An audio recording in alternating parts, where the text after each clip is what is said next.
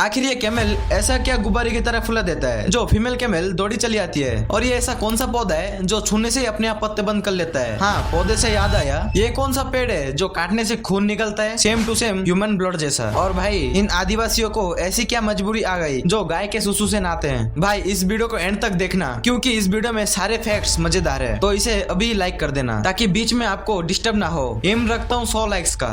Number 10, ये जो bubble warp packing के लिए यूज होता है वो एक्चुअली पैकिंग के लिए बना ही नहीं था। क्या?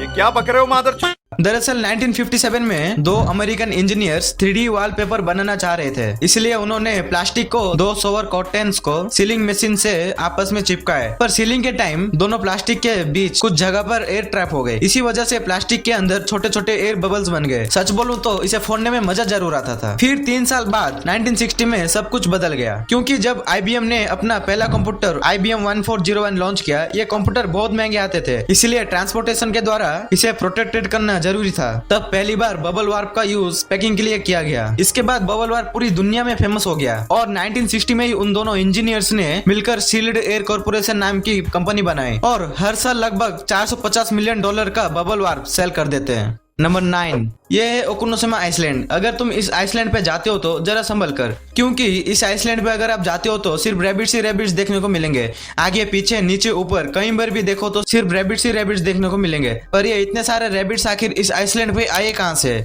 कहीं रिसर्च के बाद पता चला वर्ल्ड वॉर 2 के टाइम पर यहाँ एक सीक्रेट केमिकल प्लांट था। एक्सपेरिमेंट के लिए कुछ रैबिट्स लाए गए और वार खत्म होते ही वो सब रैबिट्स को उसी आइसलैंड पे छोड़ दिए गए और जैसे ही रैबिट्स आपस में गोलू गोलू करते रहे वैसे ही पॉपुलेशन एकदम से बूम हो गया। 10 या 20 नहीं, पूरे आइसलैंड पर रैबिट्स का एम्पायर खड़ा हो गया। और तो उस आइसलैंड में तो गाड़ियां और डॉग्स अलाउड नहीं है। क्या तुम इस आइसलैंड पे जाना चाहोगे? कमेंट में बता देना। नंबर 8, मान के चलो जब तक तुम ये वीडियो देख रहे हो गूगल ने करोड़ों रुपए कमा लिया होगा।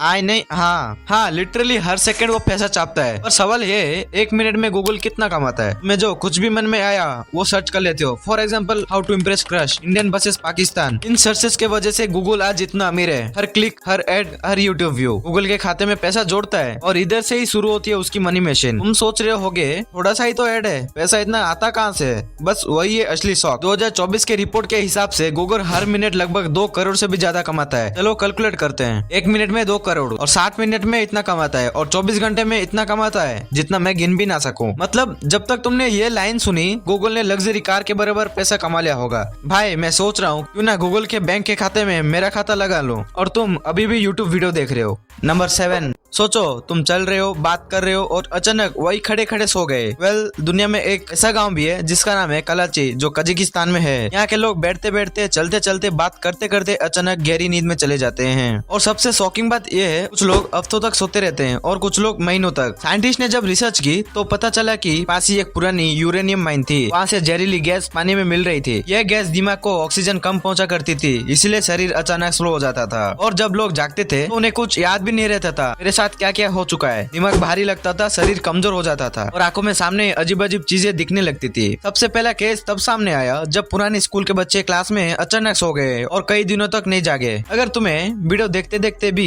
नींद आ गई है तो एक लाइक कर देना। नंबर 6, आखिर ये आदिवासी जानवर के सुसु से क्यों नहाते हैं? क्या सुसु से नहाने से इनका स्किन साफ हो जाएगा? ये सुसु से नहाते हैं ताकि अपनी जान बचा सके। दरअसल आदिवासी लोग रहते हैं जंगल में और जंगल में तो लाखों जानवर रहते हैं और इनका शिकार करने का तरीका क्या है पता है? स्मेल से पहचानना। इंसानों की स्मेल मिलते ही अटैक कर देते हैं, इसलिए उस सुसु की स्मेल से उनका बॉडी एकदम चेंज हो जाता है। और जब वाइल्ड एनिमल उस स्मेल को सूंघते हैं तो एकदम से कंफ्यूज हो जाते हैं। वो सोचने लगते हैं कि ये अपने बिरादरी का कोई है और उन आदिवासियों को अटैक नहीं करते। टेक्नोलॉजी। नंबर 5, बचपन में तो आप इस प्लांट के साथ जरूर खेला होगा जिसे छूने से ही अपने आप पत्ते बंद कर लेता है। ये मिमोसा पुदिका, जिसे लोग टच मी नॉट प्लांट भी बोलते हैं और ये दुनिया का एकमात्र ऐसा प्लांट है जो अपने आप पत्ते बंद कर लेता है। और सवाल ये है ये पत्ते बंद करता क्यों है? दरअसल जब कोई इंसेक्ट इन पत्ते के ऊपर बैठता है तो पत्ता फोल्ड होकर उसको कंफ्यूज करता है ताकि इंसेक्ट प्लांट को खाने से पहले ही भाग जाए। हाँ, ये बात अलग है कि कोई इंसेक्ट आके उसके ऊपर बैठेगा तो पत्ते बंद कर लेगा, लेकिन ये बात प्लांट को कैसे पता चलता है? तो देखो, इस प्लांट के सेल्स के अंदर एक एक प्रेशर होता है जिसे बोलते हैं ट्रिगर प्रेशर। जैसे इंसेक्ट या कोई इसे छुएगा तो सिग्नल पत्ते तक लाइटिंग स्पीड में पहुंचती है और सेल्स का वाटर प्रेशर गिर जाता है और पत्ते फोल्ड हो जाते हैं। और ये चीज प्लांट में काफी रेयर होती है। शॉकिंग बात यह है कि ये प्लांट रात के टाइम खुद ही पत्ते बंद कर लेता है। क्यों पता है? आपने स्कूल्स में पढ़ा होगा कि प्लांट सनलाइट में अपना खाना बनाते हैं, लेकिन सोचो अगर रात के टाइम सनलाइट ही ना हो तो प्लांट पत्ते ओपन करके करेंगे ही क्या? इसी वजह से वो अपने पत्ते बंद कर लेते हैं और अगर इसको बार बार तुम छुएगा तो ये पत्ता रिएक्ट करना भी बंद कर लेगा।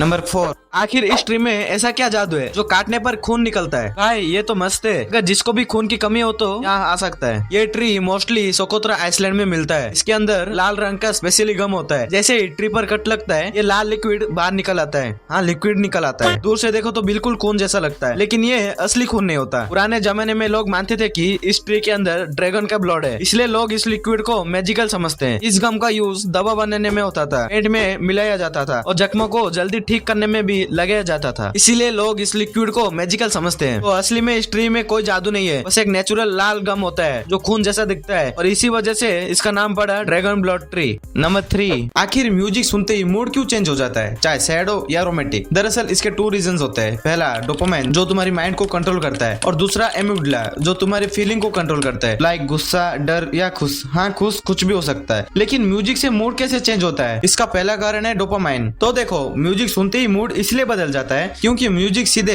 तुम्हारे ब्रेन की इमोशन तक जाती है। जब तुम फास्ट या फेवरेट सॉन्ग सुनते हो तो ब्रेन डोपामाइन रिलीज करता है जो तुम्हें हैप्पी और एनर्जेटिक फील कराती है और सैड सॉन्ग सुनते ही उसकी याद आ जाती है। दूसरा रीजन है एमिग्डाला। एमिग्डाला किस काम में आता है मैं तो बता चुका हूँ, और यह छोटा सा एलमोंड शेप तुम्हारा इमोशंस जो कंट्रोल करता है। जैसे ही तुम गाना सुनते हो तो इस एमिग्डाला को अच्छे से पता होता है कि म्यूजिक कौन से इमोशन पे है, इसलिए गाने मूड्स को इतना चेंज कर देती है। और तुमने रियलाइज किया होगा कि म्यूजिक सुनते सुनते तुम्हारी पास्ट की यादें उस म्यूजिक से मैच हो जाती है। हाँ, ये काम भी इसी का ही है। जो एमिग्डाला तुम्हारे पास्ट एक्सपीरियंस को भी स्टोर करके रखता है। अगर कोई सॉन्ग किसी अच्छी या बुरी मेमोरी से लिंक्ड हो तो ये तुरंत उस मेमोरी को एक्टिव करके तुम्हारी मूड चेंज कर देता है। नंबर 2, अगर आपने भी कभी कैमल को मुंह से एक अजीब सा पिंक बैलून निकालते हुए देखा है तो समझ लो वो कुछ खास काम कर रहा है। इस पिंक सी चीज का नाम है डुला और ये सिर्फ मेल कैमल्स ही निकालते हैं क्योंकि फीमेल कैमल्स के पास वो खास चीज होती है। हाँ, सिर्फ मेटिंग सीजन के टाइम ये उनका प्यार का सिग्नल होता है। अच्छा। और ये चीज इतनी सॉफ्ट नहीं है जितनी लगती है, जो वो मुंह से बाहर लप्पा जैसा लटका देता है और ये लिटरली गुब्बारे की जैसे फूल जाता है। साथ ही साथ कैमल एक भयानक आवाज भी निकालता है। लो तुम भी सुन लो।